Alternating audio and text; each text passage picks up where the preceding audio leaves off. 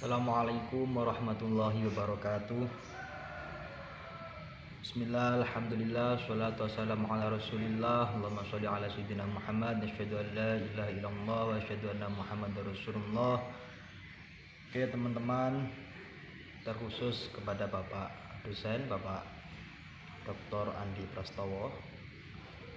Pada kesempatan kali ini saya akan menyampaikan presentasi saya terkait dengan mata kuliah asesmen yang berjudul mungkin analisis program tindak lanjut hasil belajar dalam pembelajaran remedial dan dalam pembelajaran pengayaan.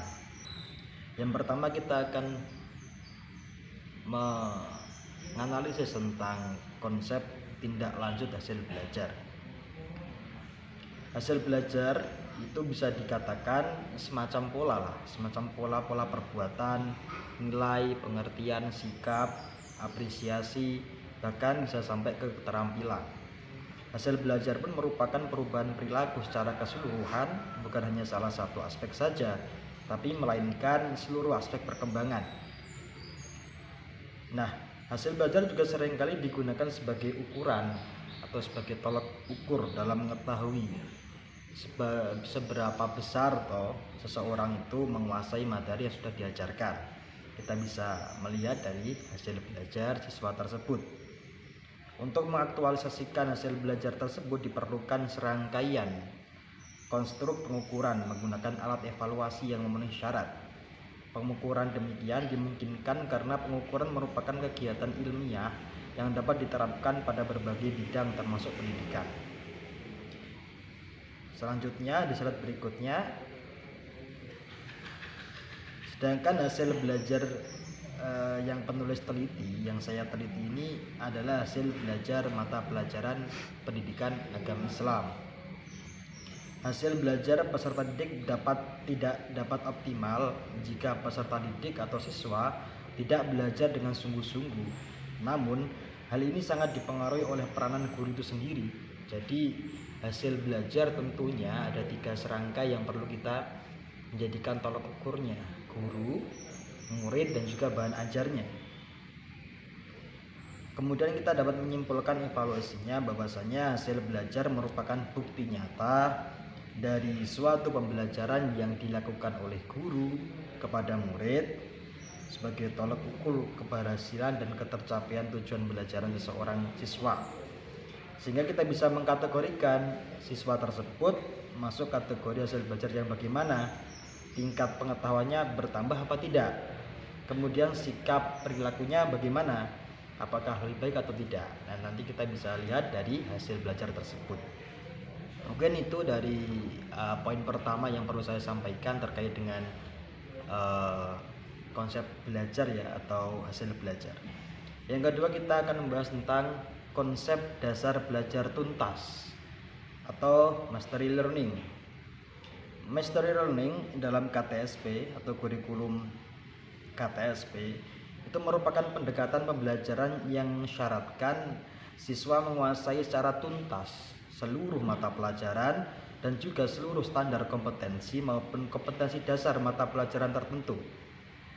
Nah, pengertian ini membawa atau menunjukkan bahwa mastery learning itu merupakan strategi pembelajaran yang dapat dilaksanakan di dalam kelas dengan tujuan agar sebagian peserta didik dapat menguasai tujuan pembelajaran itu sendiri atau menguasai kompetensi ajar itu sendiri secara tuntas. Ini adalah ciri khas dari mastery learning. Mastery learning juga dapat dikatakan sebagai suatu sistem belajar yang menginginkan sebagian besar siswanya dapat menguasai tujuan pembelajaran secara tuntas. Sedangkan kita mesti bertanya-tanya, apa tuh pembelajaran tuntas itu? Oke, pembelajaran tuntas adalah pola pembelajaran yang menggunakan prinsip ketuntasan secara individu agar kegagalan peserta didik atau siswa dalam belajar dapat dikurangi. Pendekatan belajar seperti ini atau belajar tuntas seperti ini menganut pendekatan klasikal, akan tetapi sangat memperhatikan individual.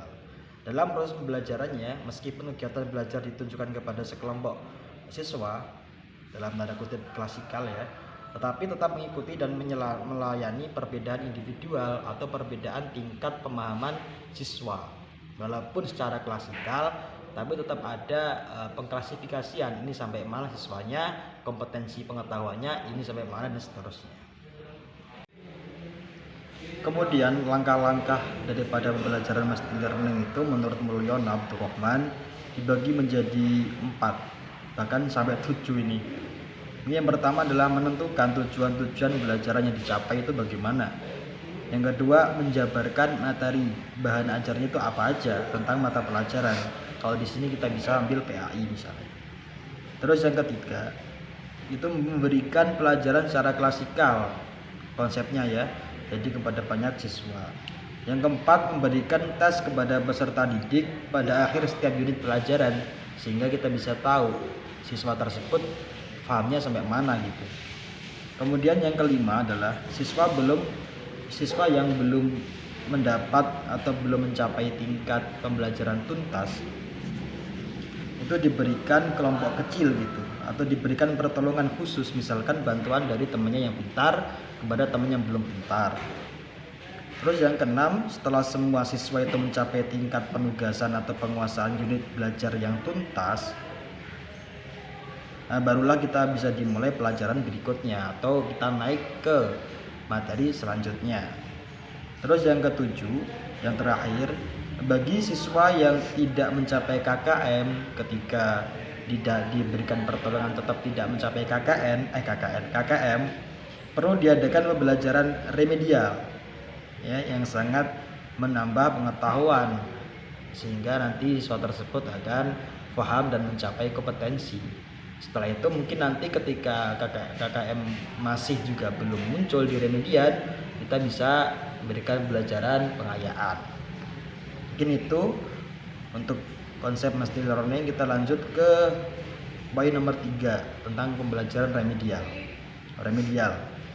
remedial sendiri itu berarti remedi, yang artinya sebenarnya secara harfiah obat ya, atau memperbaiki atau menolong.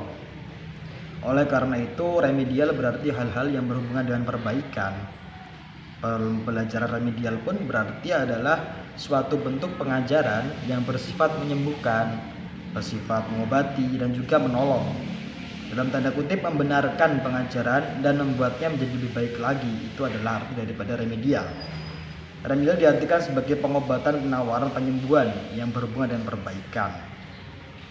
Jadi dalam hal kegiatan pembelajaran remedial merupakan sebuah teknik atau konsep tindak lanjut belajar atau tindak lanjut hasil belajar siswa itu sendiri yang berupa program kegiatan perbaikan. Pembelajaran remedial pun merupakan salah satu kegiatan yang paling tepat untuk membantu siswa yang belum mencapai titik minimal atau KKM dalam melaksanakan tes pembelajaran atau tes hasil belajar. Pemberian program remedial pun didasarkan atas latar belakang bahwa pendidik perlu memperhatikan perbedaan individual siswa. Bahwasanya pendidik perlu memperhatikan berbagai macam perbedaan latar belakang kompetensi siswa. Nah, sehingga nanti kita bisa memberikan pembelajaran remedial kepada masing-masing siswa tentu dengan tolak ukur latar belakang kemampuan masing-masing. Mungkin cukup untuk pembelajaran remedial. Kita lanjut ke poin terakhir, yakni pembelajaran pengayaan. Pembelajaran pengayaan itu apa? Secara umum, pengayaan dapat diartikan sebagai pengalaman atau kegiatan siswa yang melampaui persyaratan minimal yang ditentukan oleh kurikulum dan tidak semua siswa dapat melaksanakannya. Sebagaimana juga diungkapkan oleh Suharsini Arikunto, bahwasanya kegiatan pengayaan adalah kegiatan yang diberikan kepada siswa sehingga siswa tersebut jadi lebih kaya pengetahuan. Intinya menambah wawasan ya, menambah wawasan pembelajaran. Program pengayaan ini adalah program pembelajaran yang diberikan siswa supaya lebih giat dalam belajar atau lebih cepat dalam belajar gitu. Pembelajaran pengayaan juga merupakan pembelajaran tambahan dengan tujuan ini atau dengan tujuan untuk memberikan kesempatan pembelajaran baru bagi peserta didik. Biasanya ini juga berbeda outputnya atau penugasannya ya dalam pengayaan ini. Secara umum, pengayaan dapat diartikan sebagai pengalaman atau kegiatan belajar siswa yang melampaui persyaratan. Nah, ada 3 jenis pembelajaran pengayaan. Yang pertama adalah kegiatan eksplorasi. Ini sifatnya umum, dirancang untuk disajikan kepada siswa. Yang kedua adalah keterampilan proses yang diperlukan oleh siswa agar berhasil dalam melakukan pendalaman materi atau investigasi terhadap topik yang diamati. Ini seperti program based learning ya. Terus yang ketiga adalah pemecahan masalah. Yang ketiga ini yang ternyata program based learning.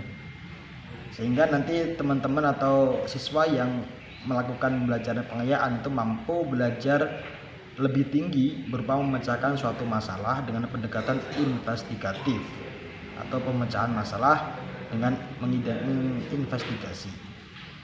Saya kira gitu untuk presentasi saya. Misalkan teman-teman ada pertanyaan, kritikan, saran, tambahan, nanti setelah presentasi selesai dipersilahkan. Mungkin hanya di Google Classroom ya bisanya ya. Oke teman-teman dan juga Bapak dosen yang terhormat, Bapak Dr. Andi Prastowo, saya kira presentasi yang saya sampaikan cukup sekian. Kurang lebihnya mohon maaf. Jadi saya undur diri. Assalamualaikum warahmatullahi wabarakatuh.